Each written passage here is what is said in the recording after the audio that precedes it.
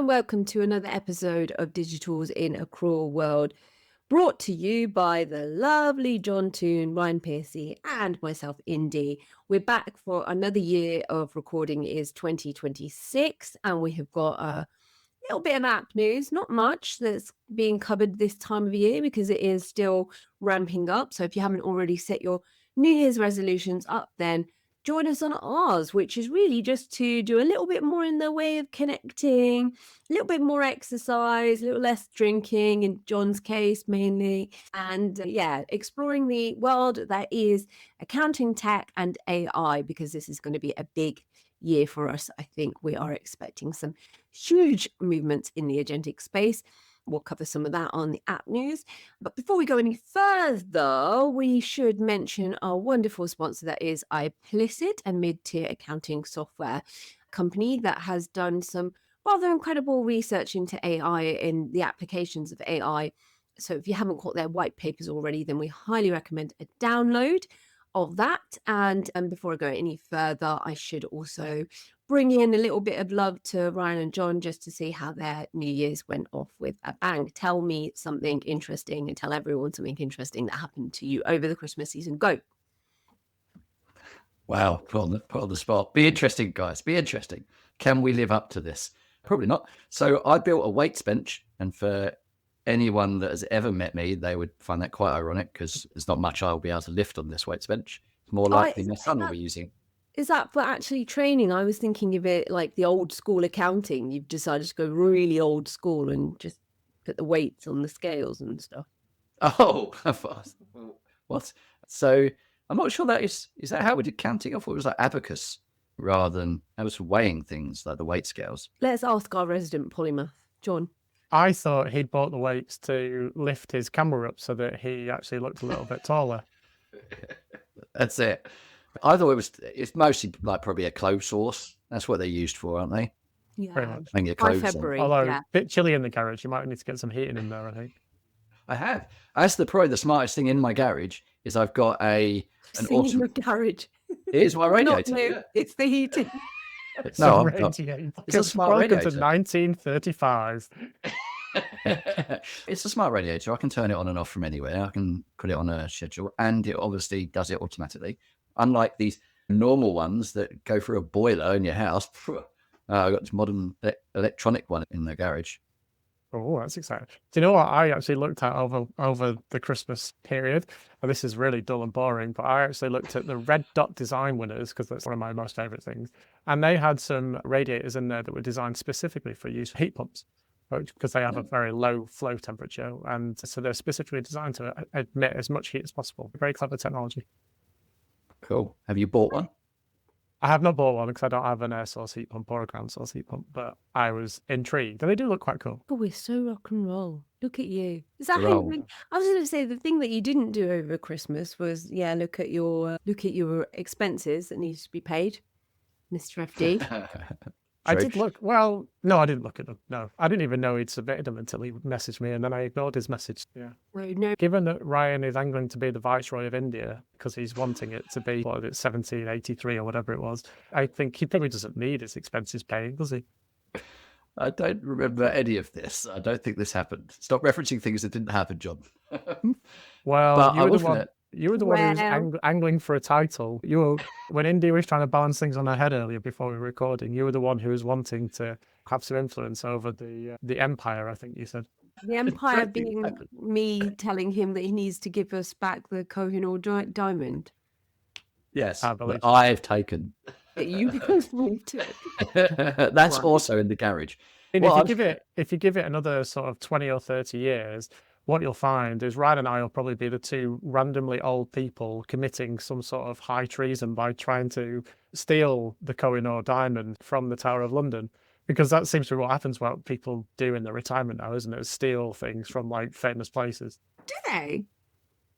Are you saying something factually true? Or is... No, it's been like we had the diamond heist in London a few years ago, and that was done by a bunch of old age pensioners. The thing in Paris, that was by a bunch of old age pensioners as well, wasn't it? And I think was there not another one? Was it last year or the year before? Which was again like some I don't know. Most old people take up golf, but clearly some people take up larceny. It's the way to go. One thing I was going to ask you, Indy, is did you explore your chakra over the Christmas break? Did I explore I would say it's none of your damn business.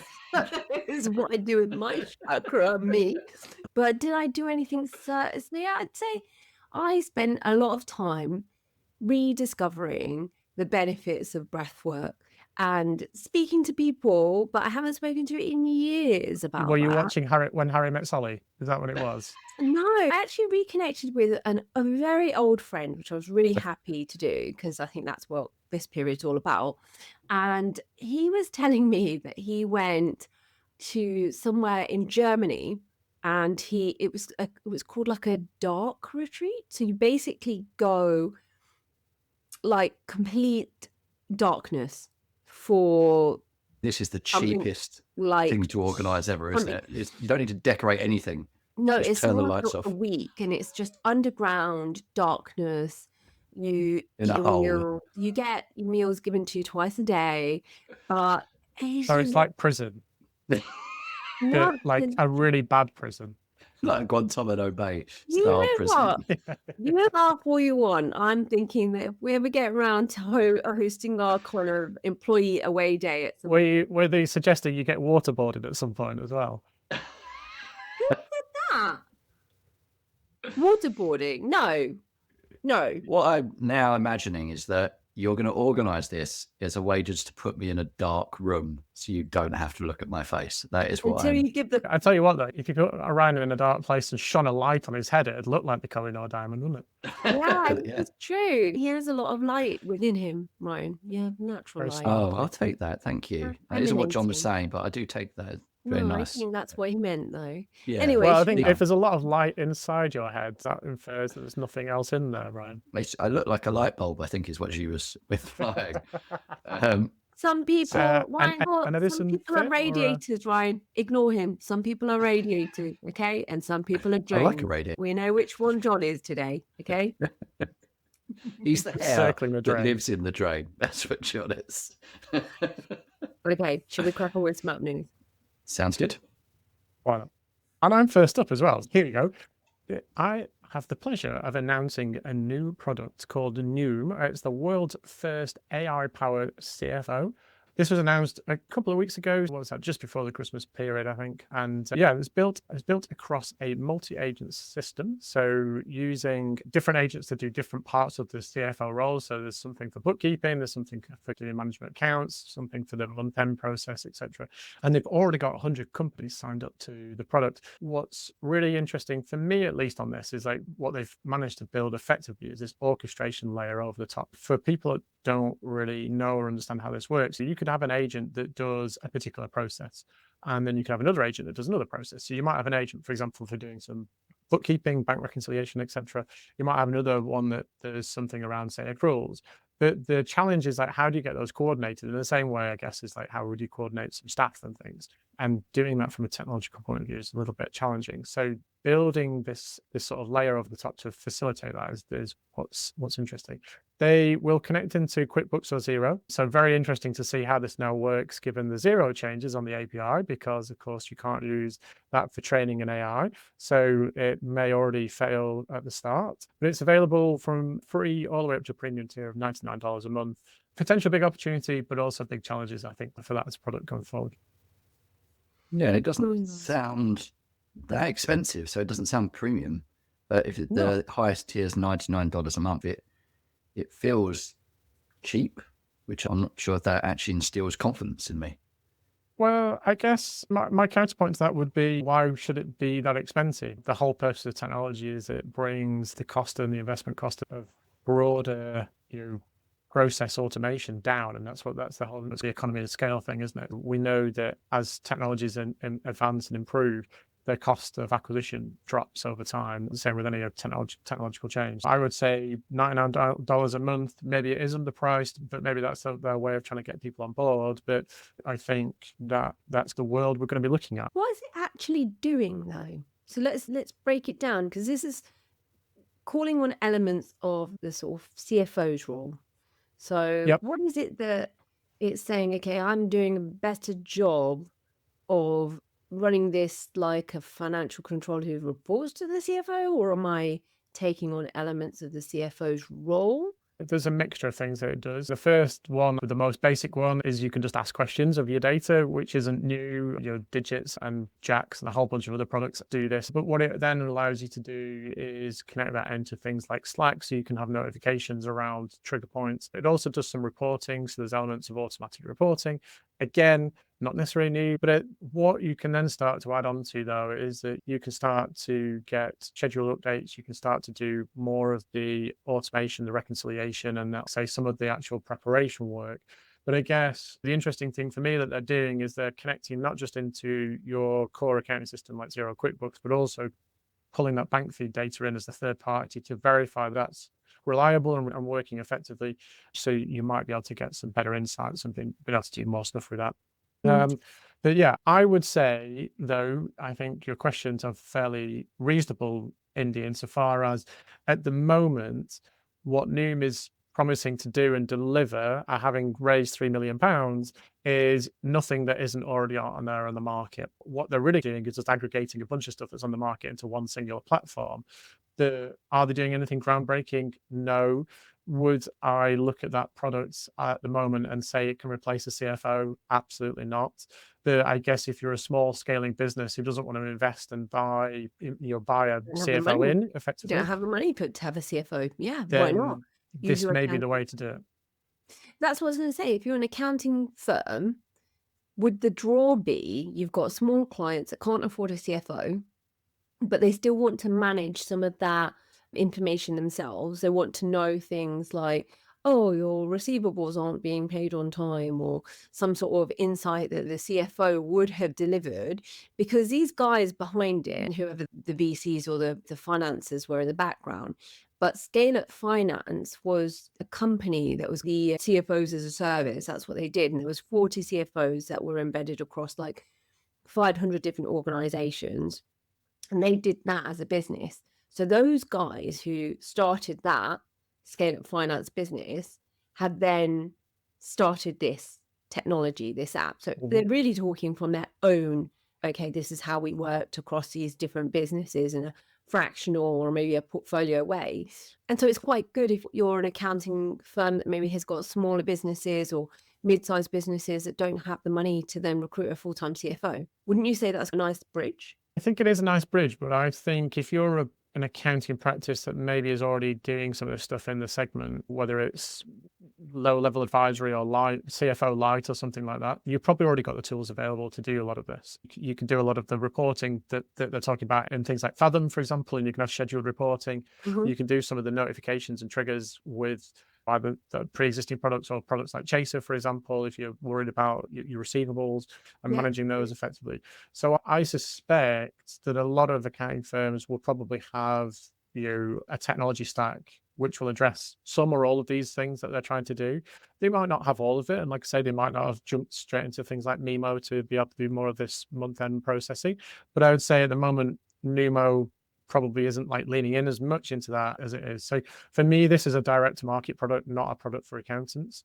And I would say that's probably where they're going to get success, is direct to market. But those direct to market clients could probably already get some of this if they knew what the marketplace looked like. But I guess this is the advantage of a platform, because you're not having to go looking for 4 or 5 solutions. You just got one solution that you bolt on.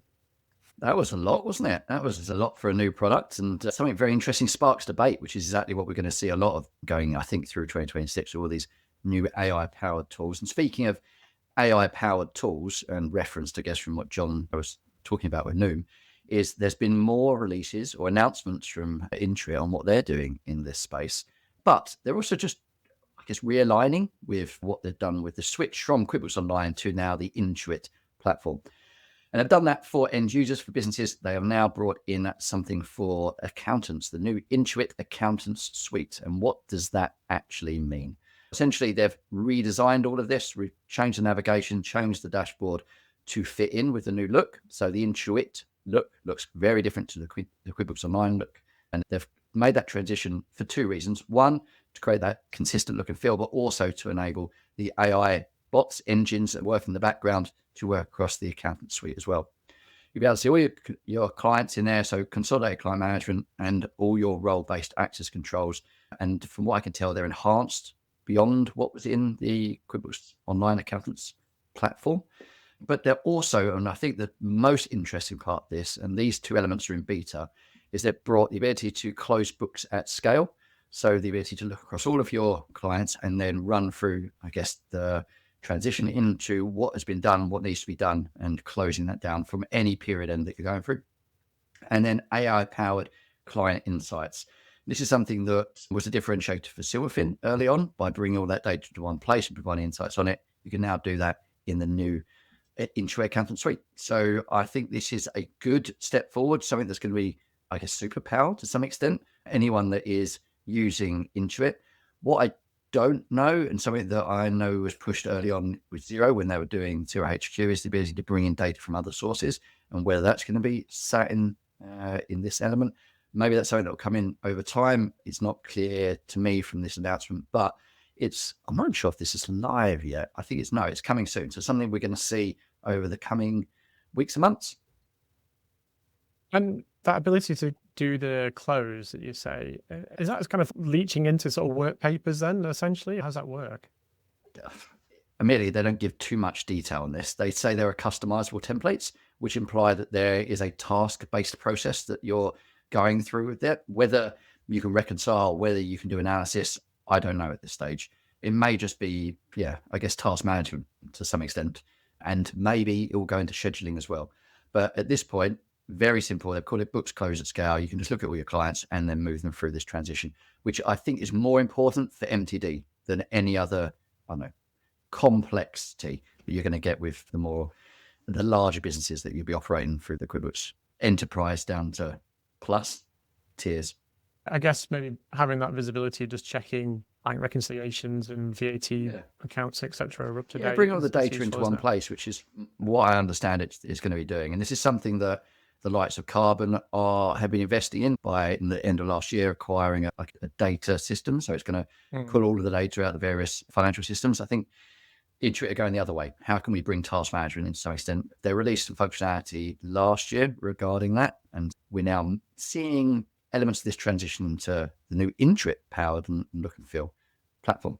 Adsum, our lovely sponsors and also award winners from last year. Adsum have also had some extended feature and they've connected into the capital lending marketplace. So you can now get your VAT refunded early. And obviously, it's a lending type solution. So it's a bit of extra financing. There's also YouLend in there. So for businesses that want a loan between 1,000 to 1 million in working capital, they can then make an application directly through the capital marketplace.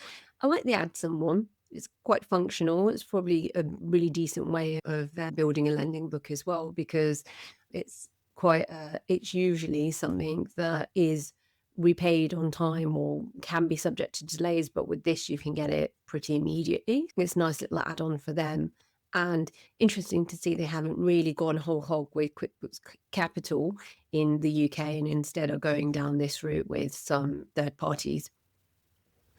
Yeah, and I know we've talked about Adsum a lot on the podcast over the years, but focused mostly on the MTD integration. But obviously we've got lending as a big element.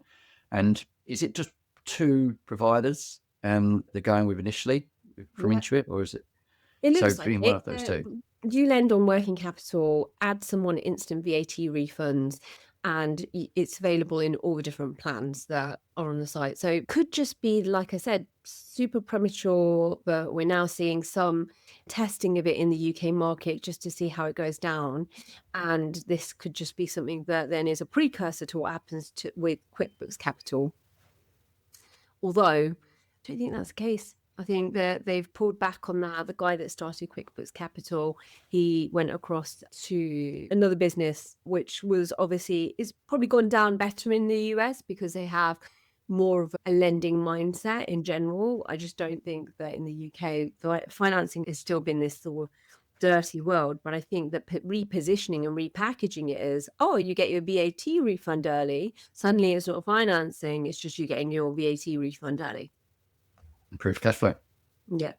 This sounds like a silly question, right? But is this new? Because I thought this was one of the things that Adsum had originally offered from the get-go, was being able to draw down early on your VAT, because they built the platform, the app that allows you to have visibility of like liabilities and stuff after they started the lending product.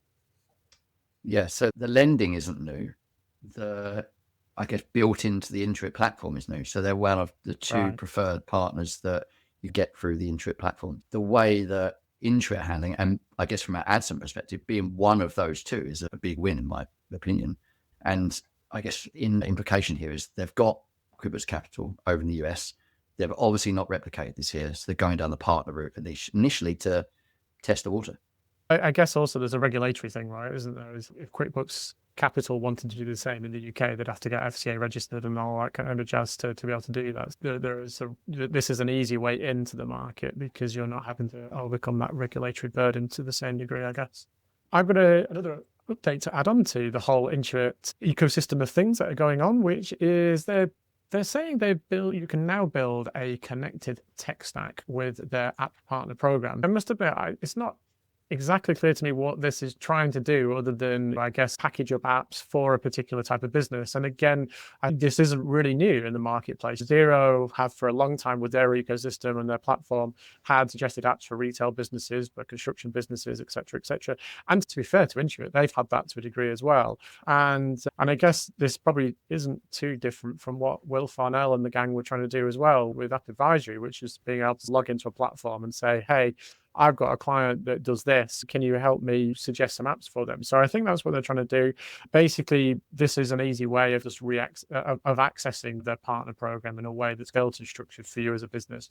Not clear, I must admit, how this is going to work. So, for example, every business, in my opinion, needs a reporting app. So how do you figure out what the most appropriate reporting app is for your business? Is it going to be, Fathom or Join or something else? And which one comes to the top of the pile? Is it down to how much they invest in the partner program themselves? Or is it based on recommendations or something else, or your requirements? So there are some potential limitations with this. It is going to be structured in a sort of silver, gold, platinum tiers. You'll instantly be able to spot the best apps, how that platform is measured, and whether or not it's gained in the same way that the Xero one is, where people are basically buying reviews and things like that. Who knows? But you can make your own minds up on the efficacy of these things. Yeah, I think this does. They've obviously got to a stage where Xero got to, where it became overloaded. Like the marketplace app store became so busy that no one could see the wood for the trees and know what to do. So they're trying to create a preferred stack. These are the ones that we would recommend, with maybe the deepest integrations, I guess just in volume, the number of integrations, or as you said, the one that pays the most. And it's hard to tell, like from this announcement, what it is. Obviously, if you go down App Advisory Plus, then technically they're independent. So there's no reason to benefit specific apps, but I can't say that is what they do or don't do. But it'd be interesting to see how this rolls out and the impact it'll have. I know the recommended or preferred apps or app of the month that Xero does, in my opinion, that I've seen, isn't necessarily the best app that's being put forward. It seems to go on cycles. Maybe that's what Intuit will do with this. But I think they've obviously got to a stage. They've changed the main look of the platform. They've changed the accountant side. They're changing the app side as well. Let's just refresh everything at once. Makes sense, yeah. Shall I wrap this up then with one final thing from Intuit? Not the end of app news, but just the end of the plethora of releases from Intuit over Christmas. They're obviously the only ones that weren't allowed a Christmas break. They've been busy building things. They have released or are releasing a new Making Tax digital experience for income tax. What a surprise that they're doing it now. But I guess it makes sense, right? That with the launch, 3 months away? We've got a new way to manage your Making Tax digital income tax filing. And the key focus on this is something that I believe FreeAgent have done recently, in that they've consolidated multi-income sources into one view.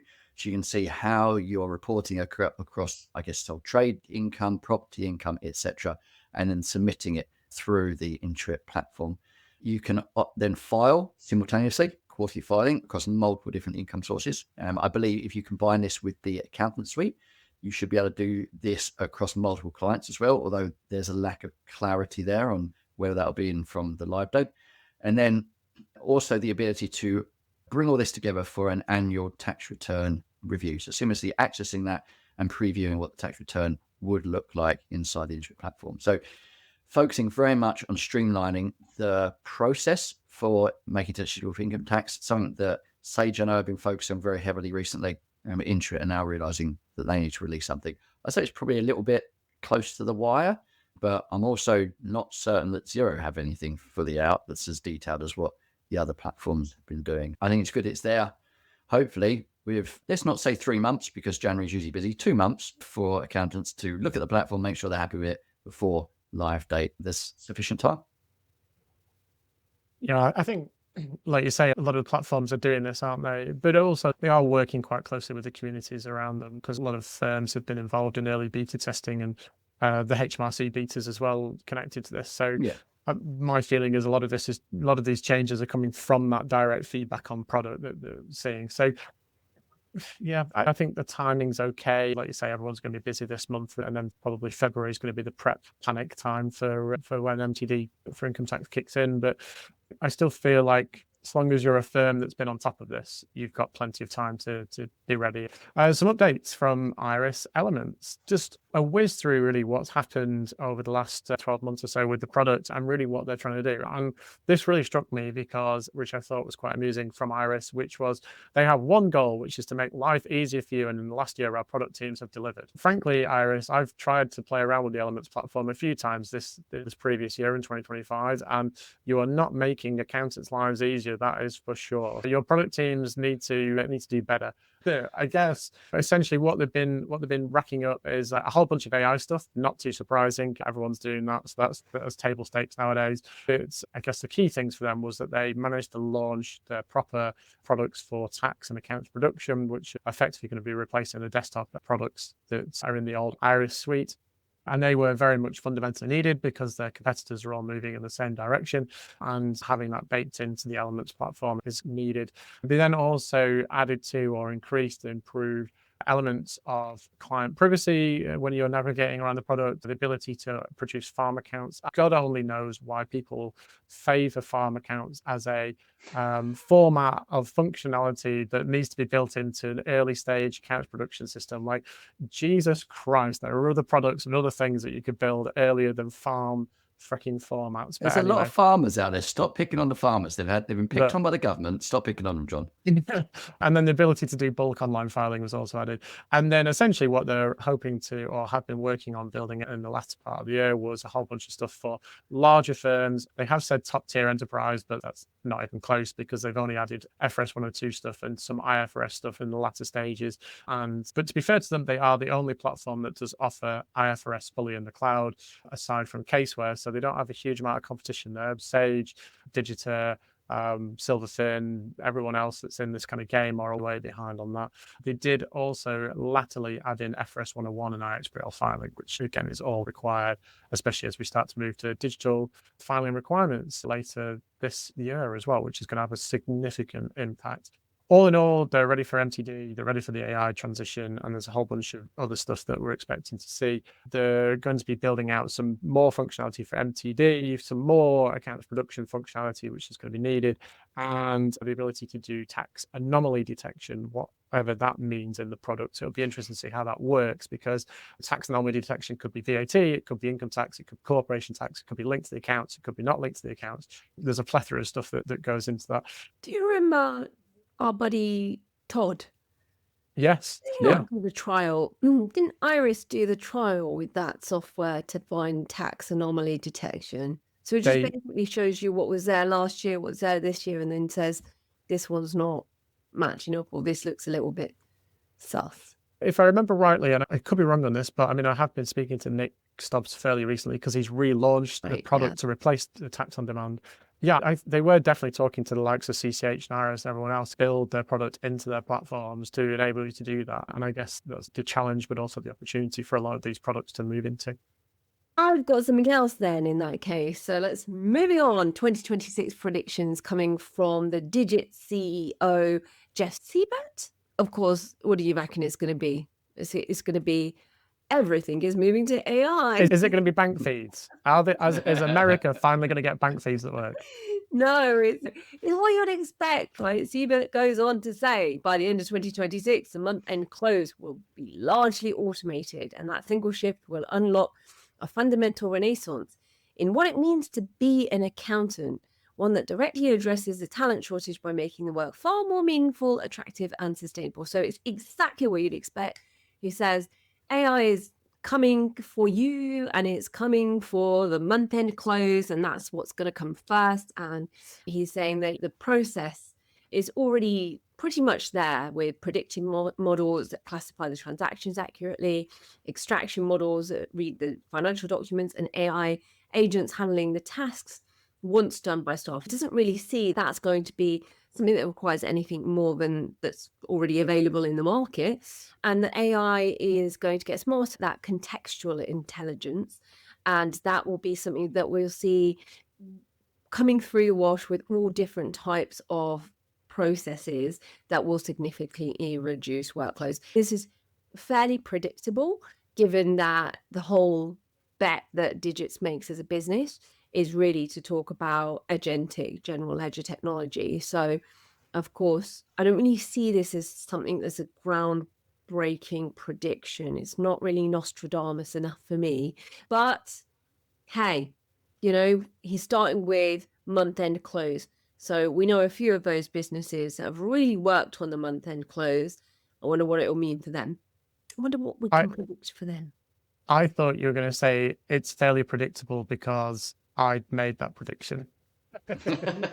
when we were doing our end of year 2026 predictions. John, I don't need to satisfy your ego. It was pretty bloody obvious. The whole writing was on the wall. Everyone was gunning for month-end close from Q4 of last year. Yeah. And before, to be fair, yeah.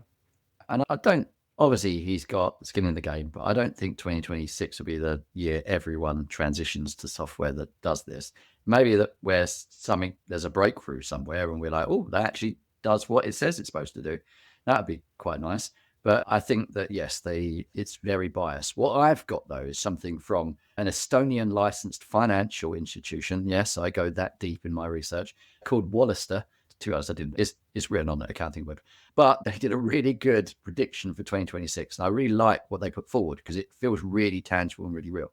One thing that I guess is pretty straightforward is they've said that real-time finance becomes the expectation. And I think we're there. We've been there to some extent, but now it's with MTD for income tax. This is just the norm. If you're not looking at real-time finance as an accounting firm, as a business, you are way behind compared to where you should be. It is the expectation. One thing I thought was really interesting is they're talking about spend management becoming a strategic tool, something about that you're not looking just to manually do payments, but how are we automating a lot of this, making it controlled via spend limits, by modern tools, automating the processing of that so that it becomes advisory focused for accounting firms rather than compliance. So that transition away, and that's something we've talked a lot about in this pod, is that compliance is going to be eroded. How are we going to move towards advisory? And I think spend management is a critical area that's key done. It puts that focus on outsourcing and business process outsourcing in that mid-tier space is something that's a big growth area for a lot of firms at the moment. So I think this is a key area to look at in 2026 if you're an accountancy firm. They talked about advisory services going beyond compliance, i.e. as compliance gets eroded. So we've talked about that a lot. Won't dive into that in any more detail. Workflow automation is now critical. So how are we looking at integrated systems, transaction feeds? John obviously was referring to the fact that the US is so far behind with bank feeds. This is something that's critical now in the UK. And we talked at the end of 2025 about the fact that some of the finance systems really need to automate that bank check by looking at the bank accounts and verifying that the balance they've got in there is correct, or if not, flagging that. And that's something that I think is still a weakness in the bank reconciliation that we still see in accounting software. And then they've talked about integration is now the new differentiator. We're massive advocates for having a digital service in your accounting firm. And I think this becomes more and more critical because, as we said, cloud is the norm now. How do you differentiate and go beyond that? Digital is the way you can do that. And it goes into kind of feeding this business process outsourcing into that spend management as a strategic tool. And a critical thing you'll need to do to enable all of this is ensuring that data literacy is something you're training in a firm.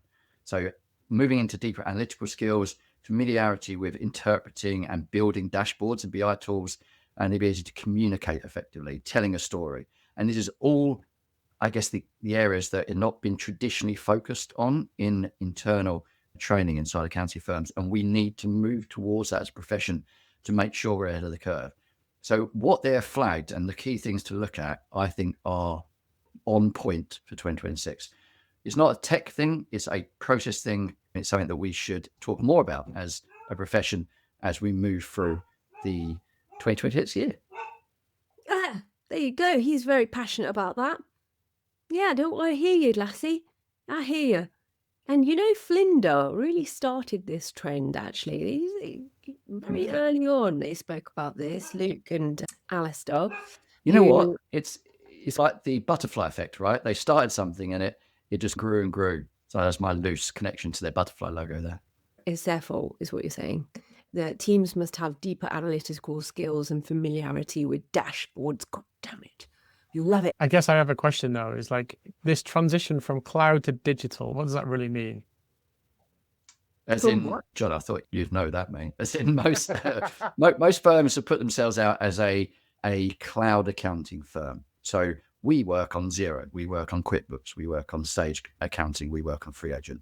Great, that's not a differentiator, that's the norm. So how do you put yourself out there as being so different at the same time as we go back a number of years when people went, I'm a Xero firm, and that was a differentiator, they won clients, is that you need to focus mostly now on being digital.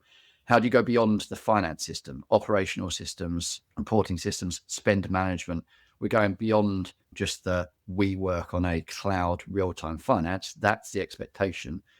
Now going on to the differentiator, the exception now is how do we build that into a much more rounded advisory process in digital? So digital transformation, digital delivery, and real-time processing of the client's finances through your outsourcing team. Okie dokie. Cloud is table stakes. Got it. It is. Okay. So moving on from that, and I think finishing up as well for this week, we've got something from Solver. And what are Solver doing? Solver are launching an AI-driven supply chain management solution. So it is for FP&A, and they've introduced a new design that is specifically for the supply chain management organizations. And it helps those in manufacturing, distribution, and logistics overcome some of the challenges that come with the planning and reporting and analysis element. The new solution will accelerate time to value. So there will be more configurable, ready to use templates. And there'll be unity around the financial and operational data. So to your point around not just taking the data from one system and then just being able to turn it on its side and do something more meaningful with it. And then they've also got a co-pilot. So bing, bing, bing, bing, bing. It's an AI assisted co-pilot that's included with every subscription. It connects to leading ERP systems. So whichever ERP system one may have, it will then allow you to do things like prompt it, identify top 3 anomalies, values, trends, or relationships that appear unusual or inconsistent, so that it may explain to you why that is happening, or perhaps whether it could indicate a deeper business or data issue, or something that's a gap within the reports that you have. In theory, in principle, wonderful, really good that they have been able to target quite hyper-specifically manufacturing, distribution, logistics. And I think we'll just see more and more of this. As you say, the system can't just operate in, okay, yeah, there's cloud and you have what comes back to you, but let's go a little bit deeper and do something that's a little bit more intelligent, rather than just doing tasks for the sake of it, being busy fools. We can do something that then actually puts people to work in a more meaningful way. That brings us to a close in this week's app news and episode. We're going to do something a little bit different. So we've put out an open call to the industry. We've had a fair few people respond to that. We've got a fair few more that need to still come and meet with us. We're The plan is that you'll hear a few more interesting voices and perspectives on some of the app news that comes out, and we're extending the reach in general from beyond the UK. So if you are still interested in joining us for the open call, then please do get in touch and we'll be happy to have you on.